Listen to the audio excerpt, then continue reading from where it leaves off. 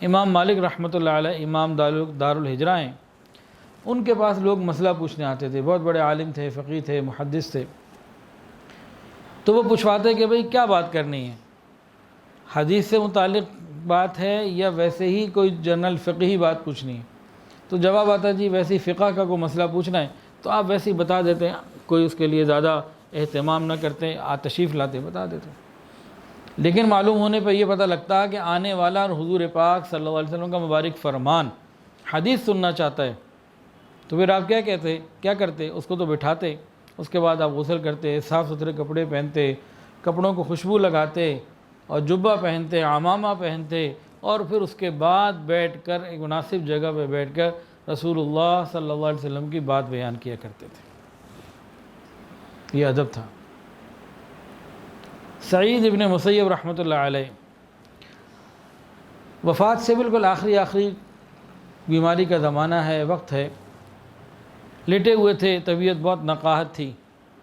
کسی نے حدیث رسول کا پوچھ لیا کہ فلاں حدیث میں کیا ہے اور اس کے بارے میں بتائیے، تو کہنے لگے پہلے مجھے اٹھا کے بٹھاؤ، سہارا دو، بٹھاؤ، پھر بتاؤں گا۔ انہوں نے کہا حضرت آپ معذور ہیں، بہت بیمار ہیں، آپ لیٹے لیٹے بتا دیجئے، آپ کے لیے تو اٹھنا بھی مشکل ہے۔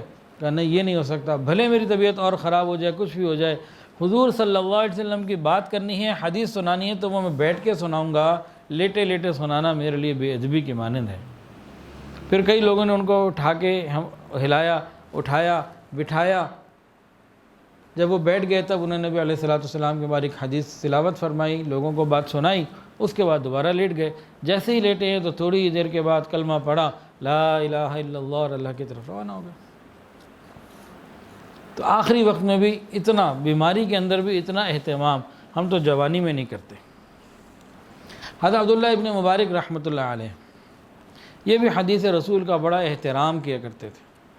اگر کہیں آپ پیدل چلتے ہوئے جا رہے ہیں اور راستے میں کوئی اور بندہ آ گیا اور راہ چلتے ہوئے حدیث پوچھنا چاہتا ہے تو آپ جواب نہیں دیتے تھے کہ حدیث کوئی عام ایسی چیز تو اتنی چیز تو نہیں ہے کہ ہم جیسی جو مرضی باتیں کرتے پھریں، اس کے لیے تسلی سے بیٹھ کے تم بھی وقت نکالو، میں بھی بیٹھوں، پھر بات ہوگی۔ یہ کیا چلتے چلتے حدیث مجھے اللہ کے نبی کا فرمان سناؤ، تو وہ اس پہ فرمان نہیں سناتے تھے۔ کسی نے امام مالک سے پوچھا حضرت آپ اتنے اچھے انداز سے باقی ساری چیزیں بتاتے ہیں، لیکن جب حدیث پڑھنے کی باری آتی ہے تو آپ فکر مند ہو جاتے ہیں، چہرے کا رنگ تبدیل ہو جاتا ہے، آخر کیا بات ہے؟ تو انہوں نے فرمایا کہ میں نے جن جن لوگوں کو دیکھا ہے، اگر تم نے ان کو دیکھا ہوتا، ان کی صحبت پائی ہوتی تو تم پھر یہ سوال ہی نہ کرتے اور تم کہتے کہ مجھے اور زیادہ احترام کرنے کی ضرورت ہے نبی علیہ السلام کا۔ پھر انہوں نے کچھ احوال بتائے، فرمایا کہ میں نے سید القرا محمد ابن منکدر کو دیکھا کہ حدیث پاک سناتے سناتے خوب روتے تھے کہ ہمیں ان پر ترس آنے لگ جاتا۔ میں نے دیکھا امام جعفر صادق رحمۃ اللہ علیہ کو، ہنسمکھ تھے، لیکن جب حدیث رسول سنانے کی باری آتی، پڑھنے کی باری آتی تو پھر چہرے کا رنگ زرد ہو جاتا اور کبھی بے وضو حدیث نہیں سنائی۔ میں نے عبد الرحمن ابن قاسم کو دیکھا، وہ بھی ہنسمکھ تھے، لیکن جب حدیث بیان کرتے تھے تو ان کی کیفیت ایسی ہوتی تھی جیسے ان کے چہرے سے خون کسی نے نچوڑ لیا۔ تو اکابرین ایسا نبی علیہ السلام کا ادب کیا کرتے تھے۔ نبی کریم صلی اللہ علیہ وسلم کے ساتھ جن جن چیزوں کی نسبت ہے ان تمام چیزوں کا احترام کرنا۔ پہلا تو یہ تھا کہ نبی علیہ السلام کی مبارک ذات کا احترام کرنا، یہ الگ ہے، وہ الگ تھا۔ یہ کیا ہے کہ ہر وہ چیز جس کی نسبت حضور پاک صلی اللہ علیہ وسلم کے ساتھ ہو اس کا احترام کرنا، اس کی عزت کرنا۔ مکہ مکرمہ، مدینہ طیبہ، اور ہر وہ چیز جس کی نبی علیہ السلام کے ساتھ نسبت ہے اس کا احترام کرنا۔ امام مالک رحمۃ اللہ علیہ مدینہ طیبہ میں سواری پہ سوار نہیں ہوتے تھے۔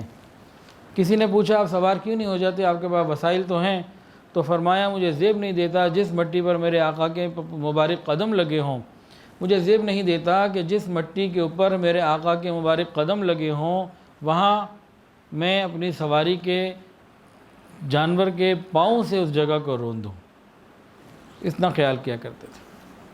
ایک شخص ایک مرتبہ انہوں نے امام مالک رحمۃ اللہ علیہ کے سامنے ان کے کہہ دیا کہ مدینہ کی مٹی اچھی نہیں۔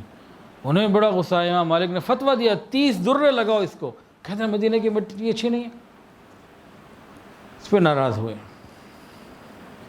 تو ہر وہ چیز جس کی نسبت نبی علیہ السلام کے ساتھ ہو ان کی رعایت رکھنا، احترام کرنا۔ اب اس میں مدینہ مکہ شہر بھی ہیں، علماء ہیں، قرآن مجید، اور ہر وہ چیز جس کے نبی علیہ السلام کے ساتھ نسبت ہو۔ یہ تو صحابہ کرام کے واقعات تھے۔ اب اکابرین علماء دیوبند کی بھی چند باتیں سن لیجئے، یہ کیسے محبت کے ساتھ نبی علیہ السلام سے عشق کیا کرتے تھے اور عمل کیا کرتے تھے۔ اس قافلے کے جو امام ہیں حضرت مولانا قاسم نانوتوی رحمۃ اللہ علیہ، ایک مرتبہ انگریز نے ان کے خلاف وارنٹ جاری کر دیا گرفتاری کے لیے، اور انگریز نے تو کتنے علماء کو شہید کروا دیا تھا، تو لوگوں کو خطرہ ہوا کہ کہیں آپ کو بھی شہید ہی نہ کروا دیں۔ تو کسی نے آ کے کہا حضرت آپ کے وارنٹ جاری ہو چکے ہیں، آپ روپوش ہو جائیں، ایسا نہ ہو کہ انگریز آپ کو دیکھے اور لے جائے۔ تو حضرت مولانا قاسم نانوتوی رحمۃ اللہ علیہ کہیں چھپ گئے، انڈر گراؤنڈ ہونا، جیسے کہیں پہ ایسی جگہ ہو گئے، روپوش ہو گئے، لوگوں سے دور ہو گئے۔ 3 دن کے بعد لوگوں نے دیکھا بیٹھے ہوئے سب کے سامنے۔ کسی نے کہا حضرت ابھی خطرہ ٹلا نہیں ہے، دشمن پیچھے، کہیں دیکھ لیا تو گرفتار کر لے گا، پھر مسئلہ بن جائے گا۔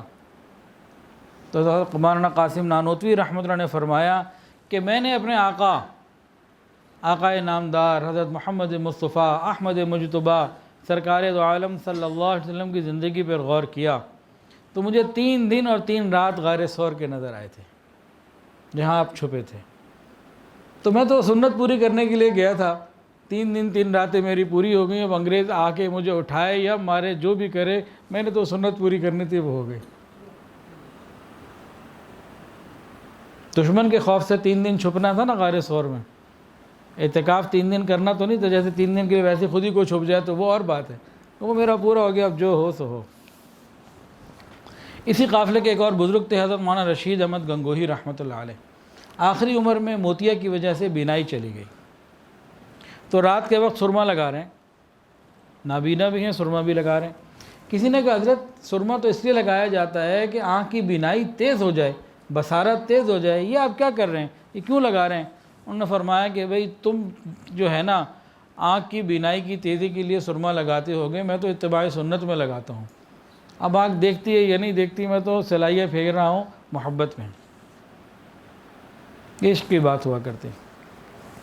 اسی قافلے کے ایک اور بزرگ ہیں جو مالٹا کی جیل میں قید ہیں، حضرت شیخ الہند مولانا محمود الحسن رحمۃ اللہ علیہ، جیل میں قید ساتھیوں کو قرآن کی تفسیر اور حدیث کا علم پڑھا رہے ہیں، یعنی حضرت یوسف علیہ السلام کے روحانی فرزند ہونے کا ثبوت پیش کر رہے ہیں، انہوں نے بھی جیل میں دین کی تعلیم دی تھی نا۔ اسی قافلے کے ایک اور بزرگ ہیں، تھانہ بھون میں تھے، حضرت مولانا اشرف علی تھانوی رحمۃ اللہ علیہ۔ وہ فرماتے ہیں کہ میں نے اپنی زندگی پہ غور کیا تو الحمدللہ مجھے یوں محسوس ہوا کہ میرا ہر کام سنت کے مطابق۔ اسی قافلے کے ایک اور بزرگ تھے، انہوں نے 18 سال مسجد نبوی شریف میں درس حدیث بھی دیا اور واعظ بھی کیا، 18 سال، سید حسین احمد مدنی رحمۃ اللہ علیہ۔ ایک مرتبہ قبر شریف کے باہر کی جگہ کو، جو جالیوں کے باہر کی جگہ ہے، اپنی داڑھی سے جھاڑو دینے لگے اس کی۔ جب یہ دارالعلوم دیوبند آئے لوٹ کے تو دارالعلوم کے باغ میں کہا کہ کیکر کا درخت لگاؤ۔ کسی نے کہا باغ میں پھول لگاتے ہیں، پھل لگاتے ہیں، کیکر کون لگاتا ہے؟ فرمایا کہ بھئی پھول اور پھل تو ٹھیک ہے دنیا لگاتی ہے، لیکن مجھے کتابوں میں ہی ملا ہے کہ وہ بیت رضوان ایک درخت کے نیچے، جس کا قرآن میں ذکر بھی ہے، نبی علیہ السلام نے جو صحابہ سے بیعت کی تھی جہاد کے اوپر، وہ درخت کیکر کا تھا، تو میں وہ اس لیے لگوا رہا ہوں کہ جب وہ درخت مجھے نظر آئے گا تو وہ یاد میری نسبت تازہ ہو جایا کرے گی۔ درخت لگانے میں بھی اس بات کا خیال۔ اسی قافلے کے ایک اور بزرگ، اللہ اکبر کبیرہ، جو اپنے بستر کو اپنی پیٹھ پر رکھ کے ہر امتی کے دروازے پر جانے کی کوشش میں ہے، حضرت مولانا الیاس رحمۃ اللہ علیہ۔ تبلیغی جماعت کے نام سے جو کام چل رہا ہے، کروڑوں لوگ بلا مبالغہ اس سے فیض یاب ہوئے۔